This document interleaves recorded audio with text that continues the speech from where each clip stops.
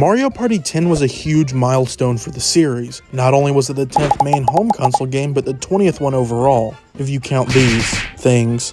Being the 10th and 20th game wasn't the only thing this game had to do. It also had to fix the mistakes from Mario Party 9 and Island Tour. Does Mario Party 10 do that? Well, you'll have to wait and see.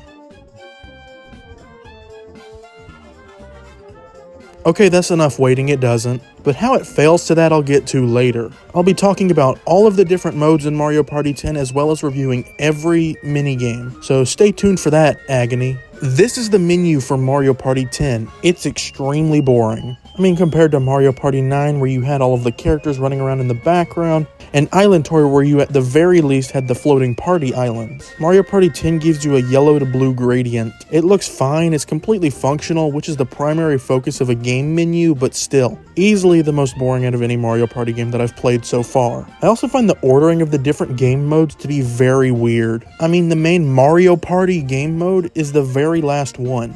Although I know exactly why they did it, Amiibo, and nothing says Mario Party quite like corporate greed. And I mean that genuinely, this is Nintendo we're talking about. This was 2015, the first full year of the Amiibo Toys to Life line, which originally debuted in 2014. It's pretty obvious that they just want you to go back to Toys R Us because that was still a thing and buy more Amiibo figures. You can't even click on this mode without scanning one, which isn't too annoying I guess, because what were you going to do if you didn't have one? But you have to do this every single time you boot up the game. It's not that big of a deal. It takes like 2 seconds, but it's still kind of annoying. Also, Amiibo! Amiibo! Amiibo! Amiibo!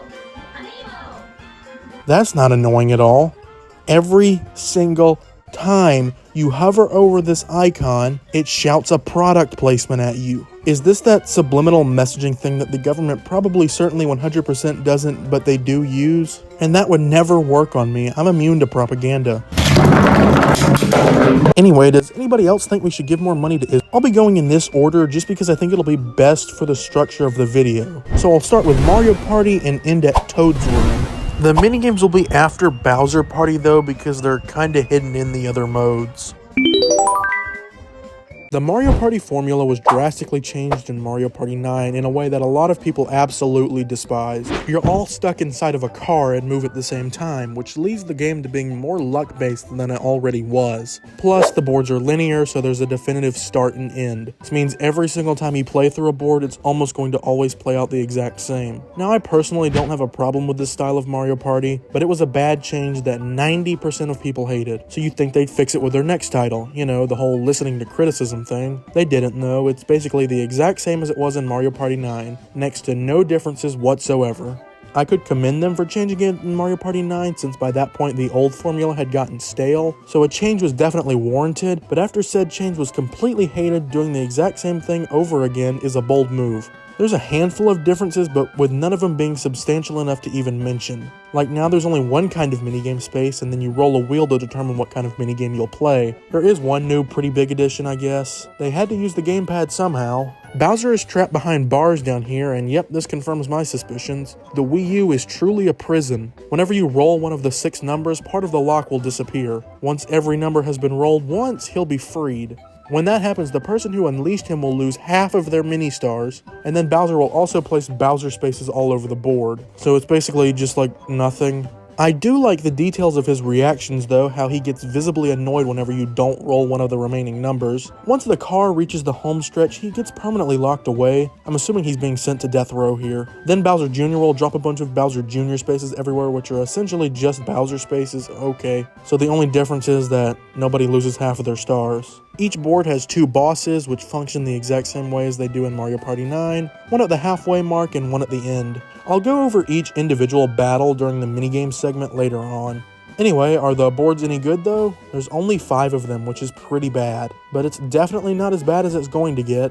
Far from it. The 5 boards that we have are Mushroom Park, Haunted Trail, Whimsical Waters, Airship Central, and Chaos Castle. I find it a little weird that they only went for the alliteration with 2 of them, but whatever. Almost every board's name feels like such a we've got no better ideas kind of name. Airship Central and Haunted Trail, like, yeah, these work, but they're just so generic and boring. There's not much to say on the boards themselves, so expect only like 2 to 4 sentences max. They don't really differ much outside of the theming. Yes, they each have gimmicks, but none of them really matter. Mushroom Park. This is the first board in the game, and because of that, it is extremely simple. The theming is definitely better than Mario Party 9's first board though, because that was just grassy plains. This is a theme park, which is kinda unique. It still ends up feeling pretty generic though. They don't do a lot with the theme park idea. There's not much of a unique gimmick here either. Haunted Trail. This one's alright, I guess. The atmosphere is kinda generic for the most part, but I do really like this beginning section. There's a gimmick where a boo will target one player and steal 5 of their mini stars every single turn. That's really annoying.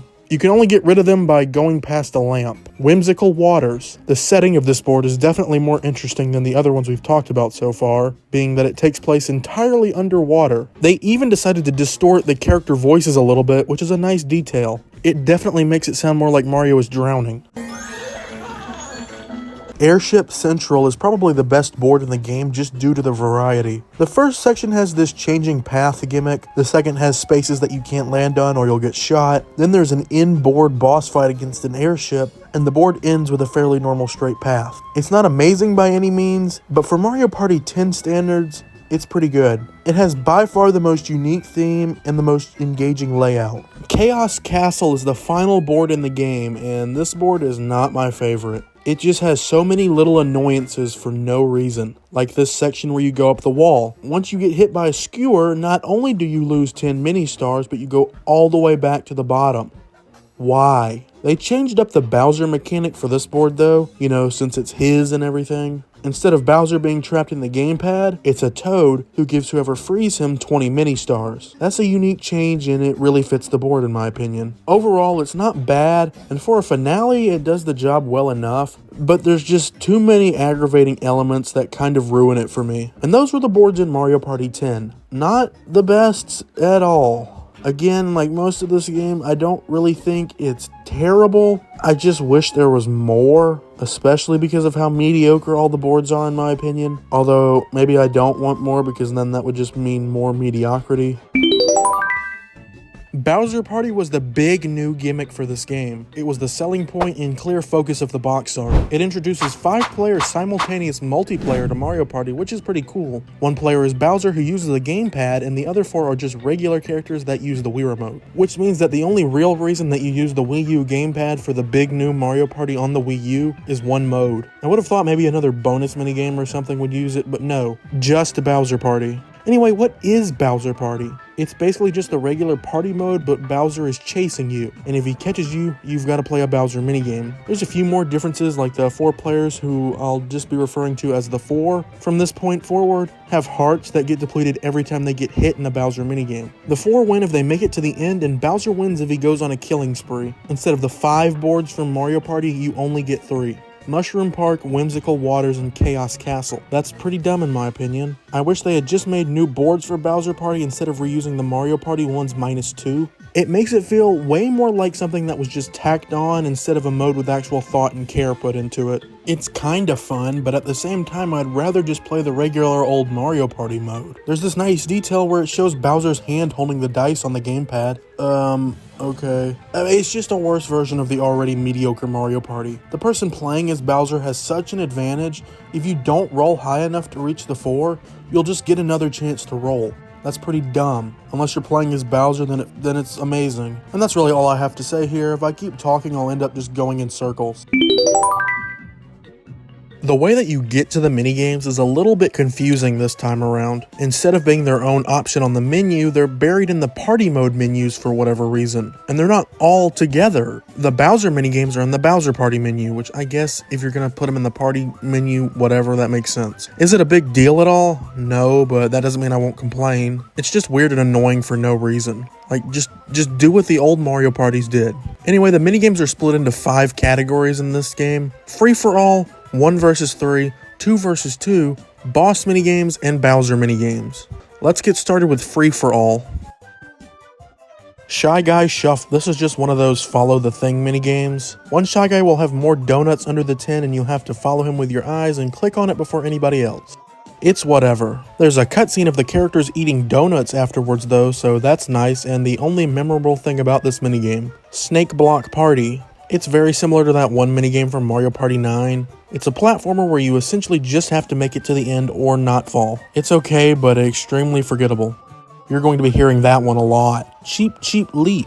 This one is really fun, albeit kinda mindless. You're given a star and you have to kill as many Cheep Cheeps as possible. I don't know if I'd call it murder though, because they keep coming at you. Like, guys, do you not see what's happening? Stop jumping. Peepa Panic. Despite how it may look, it's very similar to Snake Block Party. Just make it to the end without dying 3 times. Although this time, instead of not falling, it's avoiding ghosts. It's fine. Balance Ball Brawl. Here's one where you tilt the Wii remote. You just have to roll over every spot to light up your quarter. It's whatever. Ba-Bomb Bogey. This is the Mario Party 10 version of Loggerheads from Mario Party 9. That's a common saying, I'm pretty sure somewhere. Just swing the Wii remote when the good thing is on screen. This time it's golf themed. I like it even though it's just very similar to other games. It's pretty satisfying though. Especially when they keep swinging and blowing themselves up for some reason. Spiked Ball Scramble. This is the third of those don't die games. Although this time it's one hit and you're done. It's fine, but again, way too derivative of minigames I just played. Spiked Ball Scramble. It's a more modern version of the classic bumper balls kind of minigame. You just have to knock everybody off to their doom. You're perpetually jumping, so that changes it a little, I guess. You also have a tornado spin that you can use. I don't hate it, but it ends kinda quickly. Fruit Scoot Scurry. Just get fruit. Press directions on the D-pad to jump between the platforms. It's okay. Goomba Gotcha. This one's actually pretty good. You just have to point and click on the Goomba variant specified at the beginning. Either a Goomba, Galoomba, or Goombrat. It's nothing special, but it's definitely good and a highlight of the game. If there were more games like Goomba Gotcha, we'd be a civilized world. Cliffside Crisis. The goal is to not fall. That's it. The bomps, yes that's what they're called, will move either pushing you off or pulling out from under you. And the name is a pun on midlife crisis, so that's kind of fun. It's not bad, but once again, just so generic. Dyson Dash. You have a block spinning with 4 icons, a mushroom, shell, fire flower, and Bowser. You just have to land on the 3 non-Bowser icons in order to open the gate. If you land on Bowser, you lose any progress you made. So it's kind of annoying if you do that, but whatever. Fruit of the Doom. The name of this one is funny, I guess. You just have to get fruit while avoiding the urchins. But at the end, they just dump a ton of fruit, so it's entirely possible for the first 3/4 of the game to not matter at all. Fool Me Once. It's a memory game where you have to remember the buttons. I don't know, man, it is fine. I just don't have any strong feeling towards it one way or the other. Rapid River Race. Go left and right to avoid the same urchins from the fruit game. You can also press 2 to go faster in several increments. You don't want to go too fast or you won't be able to control yourself, but you can't go too slow or else you'll lose. It's alright. Beeline Shrine. Just avoid getting hit by the bees, it's whatever. Blooper Blast Off. I don't really like this one. You have to press 2 and tilt the Wii remote to make it to the surface. It's just kind of awkward. Paintball Battle. It's a battle royale basically. You just go around and shoot everybody with paintball guns. If you get hit 3 times, you ascend to heaven. It's actually pretty good. I just wish the map was a little more interesting instead of just being a square. I Slide, You Slide. It's a remote flicking game. Just flick to jump over the snowballs and press B to slide under the seals. At the end, you just shake the Wii remote as much as you can, which means once again, the entire beginning of the game could be completely worthless. Goomba Gallop. Another kind of mediocre one. Just pay attention and determine what Goomba variant there's the most of. I don't remember so many of these minigames were using the same assets over and over again, but that's something I've definitely noticed this time around. Fruit Cahoots. Everyone picks whether or not they want to move the conveyor belt forward. There's either fruit or bombs, so it's kind of a strategy thing. It's fine, but goes on for way too long. Why in the world does this need to last 7 rounds? 5 would have been more than enough. Magma Meltdown. It's just a survival game. I find it kind of odd that you can't jump though. That kind of ruins it for me. It wouldn't have been anything special if you could jump, but without it, it just kind of sucks. Meanie Match. This one's actually pretty good. You just have to memorize where the enemies are on the wheel and then match them up. It is pretty hard to memorize all of them. It is pretty hard to remember where all of them are, but yeah, not bad. Found It, Pound It. The screen will have a pattern of icons that you then have to match up with the panels on the bottom. It's okay, but a little hard to see the icons on the panels though. Maybe I'm just going blind. Platform Push. It's the standard Mario Party assault minigame. You can punch people and kick them. You just have to knock people into the poison water. The platform shrinks over over time, which makes it a little bit harder. It's completely fine. I mean, it doesn't do anything wrong, but it doesn't do anything great either. Pipe Sniper. This is just your average Mario first-person shooter where you murder flowers. It's not bad, but it does the thing where a majority of the game could be completely irrelevant because there's just a bunch of golden piranha plants at the end. Bomb Combo. This is probably one of my favorites in the entire game just due to how unique it is. You throw a bomb into this crowd of other bombs, and you have to try to get as many in a group as possible to create the biggest chain reaction. It's really satisfying to get a lot at once, even though I completely suck at this game. Balloon Blast Bash. Just pump up the balloon, but not too much. It's a risk versus reward minigame, it's okay. I find it funny though, if you do pop your balloon, everybody just stares at you. Fuzzy Flyers. I always wonder how they get into these predicaments. You just have to get to the top of this tower in a cloud while avoiding fuzzies. Your cloud has a timer though, so you have to collect more smaller clouds to prevent yourself from falling. It's not terrible. They should have put that on the game's box art. Flash Forward. Another one of the best minigames in this game. Beat everyone up in order to be the center of attention, which sounds a lot like real life. Basically, the more centered you are in the picture, the higher of a score you'll get. Soar to Score. Time your A press to get points. It's fine. It is completely fine. And that is the last of the free-for-all minigames. And it honestly feels like there were way fewer than some of the other Mario Party games. And for the most part, they're all completely forgettable. Nothing too atrocious or anything, but still completely forgettable.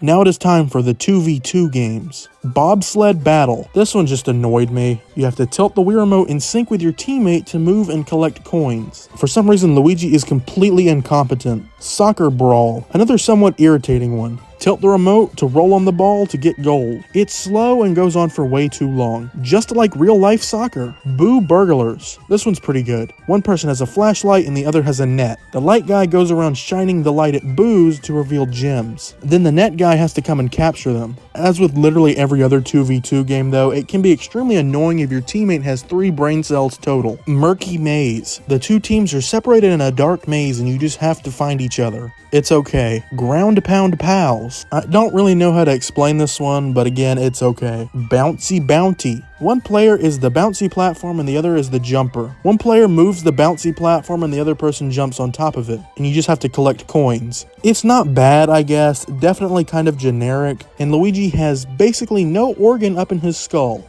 Bump, Set, Spike. This one's pretty clever, I guess. One person throws the ball and the other has to spike it. You have to sync up your Wii Remote shaking or whatever. Revolving Relay. This one is just bad and annoying. That's all. Goombrat Combat. This one's pretty funny though. You just have to punch the Goombrats over to the opposing team's side. Whoever has fewer on their side wins. Shape Up. This is the final 2v2 minigame. It's pretty decent, you just have to balance the blocks in order to reach this line. Now it's time for the 1v3 minigames. I'll be referring to the solo player as one, or I don't even know what I'm saying. Hop, drop, roll. The solo player has to time button presses to shoot bullet bills right as the other 3 players jump to avoid the grolls. It's okay. Bullet Bill Bullies. Another bullet bill game back to back. The 3 players are shooting bullet bills at the solo player who has to move back and forth to avoid them. It's whatever. Watermelon Waylon.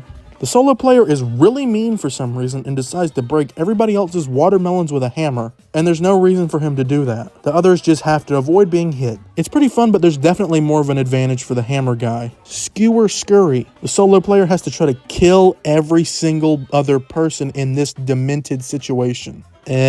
Steal the Beat. This one is completely unfair for the 3 players. The solo has to make a beat while the others have to replicate it, and they can only mess up a certain amount of times and then it's over. So it is incredibly easy to just mash the buttons as the solo player, which makes it next to impossible for the 3 to even come close to winning. Movin' Mushrooms. Tilt the remote to move these platforms to get the mushrooms in your colored box. It's fine. Bubble Squabble. Is this Island Tour's revenge? The solo player has to trap the other 3 in a bubble, but the 3 are able to pop the bubbles if they can get to them fast enough. Kinda generic, but it's fine. Cheep Cheep Check. The solo player has to scare the Cheep Cheeps in order to make it harder for the other players to count them. It's a neat twist in a fairly common Mario Party game formula, the counting game, but at the same time it's really easy to just cheat. Keep away mayhem. The 3 players have to keep this soccer ball away from the solo player. The solo has to kick it away to win. It's okay. Spring Fling. This is the final of the 1v3 minigames. The solo player has to ground pound on these playing card symbol things that will then launch the platforms with that respective icon on it. There is a bit of a delay, but it doesn't really matter if the CPUs are completely brain dead. Guess what? It's fine, just like almost every single other minigame in this game. Again, they should have put that on the box art. Now it is time for the boss battles, which are probably some of the more interesting games. Maybe. Actually, probably not. There's 2 types of boss minigames, the mini boss and the regular boss. I'll be alternating between mini bosses and regular bosses, so keep that in mind. Mega Goomba's Ladder Leap. Climb up the ladder and jump off to stomp the Goomba's head to get points. Avoid the waddle wings or else you'll lose points. It's fine, but it's honestly really slow. Like for a boss fight, I'd expect something more than just climbing ladders, but it's the first one, so whatever. Petey's Bomb Battle. You shake the Wii Remote to throw bombs. You can't just shake randomly though, because Petey Piranha will sometimes open his mouth, catch the bombs, and then spit them back at you. It's once again okay. I'm not a big fan of shaking the remote games, but at least here it's not entirely mindless. Mega Sledge Bros Card Chaos. You got enough words in that title? Memorize the cards with the most bullet bills on them to get the most points. Some cards have hammers on them though, so don't pick those. It's fine. Pretty generic honestly, but fine. King Boo's Tricky Tiles. Jump around these tiles to make it to these lights.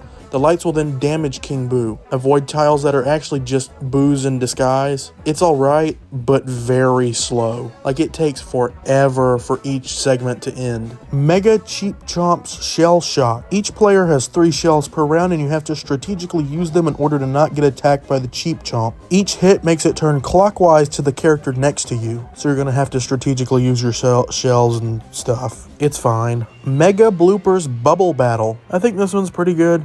Basically, you just have one half of a picture of an item at the bottom of the screen, while halves of other items float by in bubbles. You just have to find the other part of the icon at the bottom. It gets kind of confusing towards the end, just like my description of it, but I still like it. Mega Monty Mole's Maze Mischief. As the name implies, this involves navigating a maze. The first to reach the goal gets to shoot the largest cannon at Monty Mole, which gives the most points. It's okay, but a maze is just such a boring minigame idea, and this isn't even the first maze minigame here. Kamek's Rocket Rampage. Move around to collect rockets that you shoot at Kamek. There are small ones that give 1 point and big golden ones that give 5. It's okay, but the best way I can describe it is chaotic yet boring. Mega Mecha Koopa's Swing and Stomp. I don't really like this one that much. You just have to swing from a rope and jump on the Mecha Koopa, but it's just so slow.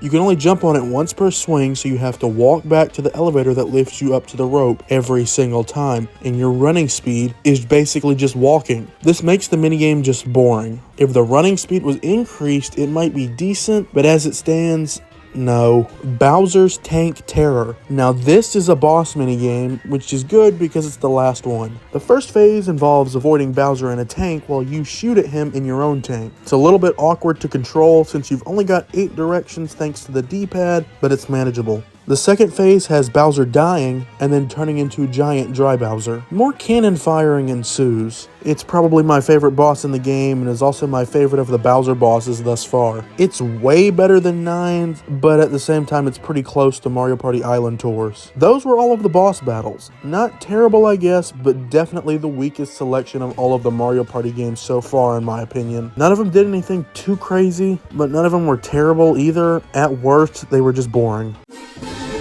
The Bowser minigames are essentially just regular minigames if you're not Bowser. Bowser uses the gamepad and essentially just plays as the obstacle. I'll be referring to the Wii Remote players as Team Mario from now on instead of the 4 because I realized that made no sense, but I already recorded that part and I'm not going back to change it. There's 10 total, so let's get to it. Bowser's Bad Breath. Team Mario has to slowly move around while Bowser breathes fire at them. Bowser moves the gamepad around physically while actually blowing into the Wii U gamepad's microphone. That's weird. Team Mario is slow and boring, while Bowser is physically exhausting. Bowser's Hammer Slammer. Team Mario moves the remote left and right to go around this circular rail thing to avoid Bowser's hammer. The gamepad just shows a first-person view of Bowser, and you just use the left thumbstick and press A to crush everybody. Finally, my dream can come true. A POV of beating up Donkey Kong with a hammer. Bowser's Fire Bar Fury. Bowser tilts the gamepad to move the fire bars around in an attempt to kill Mario, and the others just have to avoid him. It's alright. Pretty generic, and I feel like it could have just been a 1v3 minigame or something where the one is controlling the fire bars. Bowser's Wicked Wheel. Team Mario is stuck in this hamster wheel-like contraption, and they have to shake the Wii remote to run. But you can't run too fast or you'll get shocked, and you can't stop because guess what? You'll get shocked. Bowser uses the touchscreen to spin the hamster wheel thing and can stop it suddenly to fling Team Mario forward. Kind of annoying as Team Mario, but as Bowser I like just starting and stopping it randomly. Bowser's Bogus Bingo. Yeah, it is. Team Mario picks a bingo card with spaces that have various Mario enemies on them, and then Bowser just rolls a die with the different sides being those same enemies. And whenever Bowser gets a bingo, he attacks Team Mario. It's way easier as Team Mario here. Mainly because you can get repeats on the dice roll. Bowser's Paintball. Bowser controls the pinball machine while the others try not to die. Obviously. It's okay. Bowser's High Dive. I'm really sick of saying the word Bowser. There's two platforms that Team Mario can swap between while Bowser falls. He can move left and right, and if he lands on somebody, they lose a heart. Okay. Bowser's Clawful Climb. Team Mario mashes the A and 2 buttons while Bowser mashes the shoulder buttons to climb this tower. If Bowser catches up, they lose hearts. It's fine. A little too button mashy for me though. Bowser's Sinister Slots. Finally gambling in a Mario game, even though that's happened before. Team Mario just moves around normally while Bowser uses the gamepad to press buttons on a slot machine. The icons are the faces of the characters on Team Mario, and bullet bills get shot at whoever's face it lands on. You don't have to get all three or anything, it just has to land on one of them. It's alright. Okay, one more. Bowser's Roulette Rage. Again, more gambling. Bowser picks 3 sections to place bombs and spins the wheel. If Team Mario lands in any of those sections, they get blown to smithereens. Finally, no more minigame. There's this game called Coin Challenge in the free play section. I don't know why it's here and not in the bonus minigames. I'm not going to play it because I just don't feel like it. I'm sorry. You can go buy the game in a Wii U yourself and play it if you really want to know what it's like. I guess they listened. Amiibo Party is a lot like the classic style of Mario Party. Everyone goes around a board individually, not in cars, to collect stars. It sounds great. You know, give fans of both what they want. They completely blew it. Like, it's insane how badly they messed it up here, genuinely. Every single board is completely identical to each other in terms of layout. Like, they're all just squares. And the only way to unlock new boards is by scanning an amiibo. And all that really does is change the way the board looks. Neat. It's just so boring. You roll the dice by scanning an amiibo. Why? Leave it to ND Cube to release 2 games where you have to scan an amiibo to roll dice in the same year. Why was 2015 like this? The boards have cool themes, I guess, but you can only use the boards of the characters you're playing as. If there isn't an amiibo player using that amiibo, you can't use their board. That's dumb. I kind of get locking it behind an amiibo for the first time, but like after you've scanned it, you should be able to use that board whenever you want. If you do play with multiple people though, you can mix and match the boards, which is kind of cool I guess, but it doesn't really do anything since the boards again are just squares. And it all just ends up kind of looking like a weird amalgamation of stuff that doesn't go together. I guess the music's fine. There's a good amount of remixes of past Mario stuff, which is cool, or which would be cool if they weren't all music box versions. But that's really all there is to say here. This mode is completely pointless. All it does is let them say, hey guys, we totally brought back the old Mario Party formula. I mean, yeah, technically, but it just feels so incredibly lazy and dull. This was obviously just a cheap way to advertise Amiibo and nothing more. It is the worst version of the standard Mario Party gameplay by far. At least you can play as 4 Luigis. Amiibo bonus is the definition of a who cares mode. It barely counts as one anyway. Essentially, once every day you can scan an amiibo to get stuff. If it's an amiibo with Mario Party 10 save data that can be used in everyone's favorite mode, you have the chance to get a new base for that amiibo in Amiibo Party. And as far as I'm aware, the different bases are purely cosmetic, so it's kind of useless. Which is fitting for Amiibo Party. Any amiibo without Mario Party 10 save data or an amiibo that just can't be used in Amiibo Party will get a scratch ticket. You'll get the option to pick between a handful of different ones with different designs. The cards have 3 spots that you can scratch with whichever symbol you get corresponding to amount of party points. There's really not much more to say about this. I mean, it feels like more Amiibo propaganda of anything. I do like, as far as I'm aware, literally every single Amiibo past or present will at the very least get you a scratch card. Yes, even the cereal box. I was also surprised to discover that Amiibo cards work. I wasn't expecting that at all, considering that it feels like Amiibo cards aren't supported a lot of the time. So I guess this is a nice way to farm party points if you've got a bunch of Amiibo. But at the same time, you're only getting 50 at most per card, so it's not like you're getting a ton or anything. Plus, the fact that you have to wait an entire day per Amiibo is pretty annoying, but I get it. I feel like 3 hours or something would have made more sense. However, that might cause too many party points to get into the economy and cause terrible party point inflation. That's happened before. To the right of Amiibo bonus, we've got another bonus minigames. These are just a selection of different games that don't fit into any of the other minigame categories. Somehow.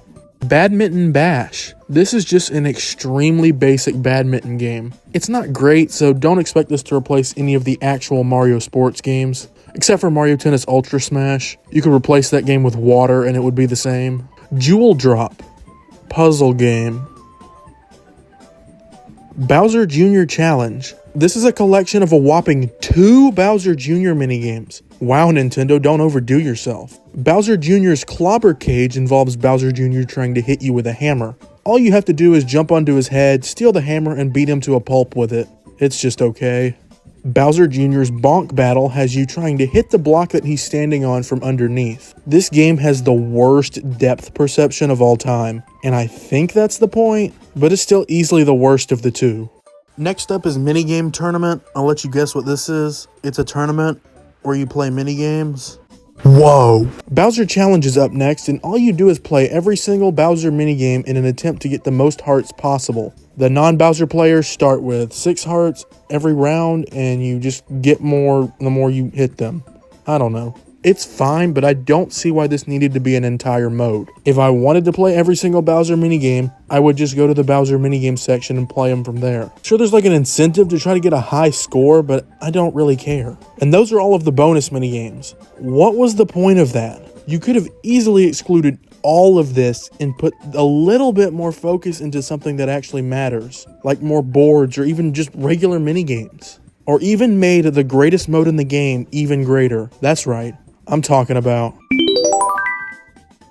Toad's Room is the last mode in the entire game, and it's just basically everything else you'd expect in a Mario Party game. A shop to buy more cars, characters, music for the music player, 3D models for the superfluous photo mode, etc. There's the challenge list, which is basically a bunch of in-game achievements, which is nice, especially since that's basically the only incentive to play the game in single player. The aforementioned photo studio, where you can zoom uncomfortably close into Waluigi's face. The previously mentioned music player that plays music, sound effects, and character voices, and the staff credit so you know who to avoid out in public. Lastly, we have the Miiverse button, which doesn't work anymore.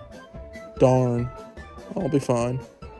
And that's Toad's Room. It's not even a room, it's just a menu. Like, they couldn't do anything with the background to at least make it look slightly more interesting. It's just another gradient background. Did they even care when they were making this game? And that's Mario Party 10. It's absolutely fine. However, I still think this is Indie Cube's worst entry thus far, which is really unfortunate. Mainly due to how big of a landmark this is. 10 main entries, as well as the 20 if you count the ones that nobody cares about. But man, the minigames are just so mediocre, the boards aren't great, Bowser Party has so much wasted potential, and Amiibo Party is horrible. Plus there's next to nothing to do in single player outside of the challenge list and Bowser Challenge. And who cares about any of that? And that's just the best way to describe this game. Who cares? It's really not that bad, genuinely, but I just don't see any actual reason to return to it nowadays. If you're sick in the head like me and you actually like the car gameplay style, then just play Mario Party 9. It does everything Mario Party 10 does, but better, in my opinion anyway. From this point in the series forward, I think I'll rank every game I've played so far. And first we've got Mario Party 9. Truly a misunderstood piece of video game mastery. I'm joking, it's still not that bad, and I think people are being dramatic when they act like this game is the spawn of Satan. Next up is Island Tour. It's fairly forgettable all things considered, but it at the very least has a single player mode, and the minigames are decent for the most part. Plus the choicest voice is probably one of the best Mario Party minigames of all time. Kind of. Which, mind you, they could have easily brought back here. The Wii U gamepad has a microphone. And in last, so far, we have Mario Party 10. Let me reiterate, this game is far from unplayable or even bad, but it is just the most forgettable and mediocre game I've played in the series so far. So stay tuned for the next part where I play a game that might actually be even more forgotten than Mario Party 10. What was it called again? I forgot.